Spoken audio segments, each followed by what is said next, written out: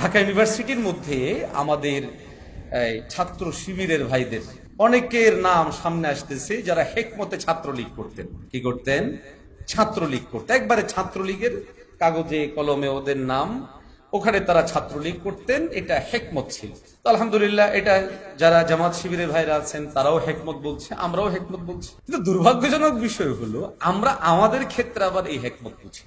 আমাদের লোকদের ব্যাপারে যদি কোনো মনে হয় যে লোকটা রানিং এমপি সাহেবের সাথে একদিন চেয়ারে বসেছিল, নিশ্চয়ই সে দালাল। আজীব কথা, একদিন চেয়ারে বসার কারণে দালাল হয়ে গেল কেমনে? আপনি সেটাকে হেকমত বুঝছেন যে ছাত্রলীগের দলীয় ফরমে একেবারে লিস্টেড দায়িত্বশীল হয়ে তাদের হলেও সেটা কি হয়? হিকমা হয়। ভয়ানক ভয়ঙ্কর দিক।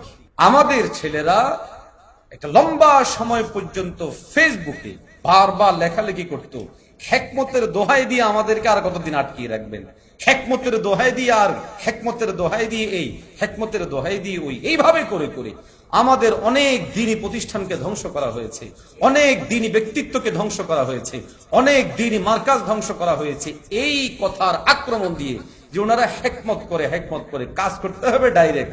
অথচ ভাইদের হেকমত দেখেন, ডাইরেক্ট ছাত্রলীগ, এরপর এটা কি হেকমত।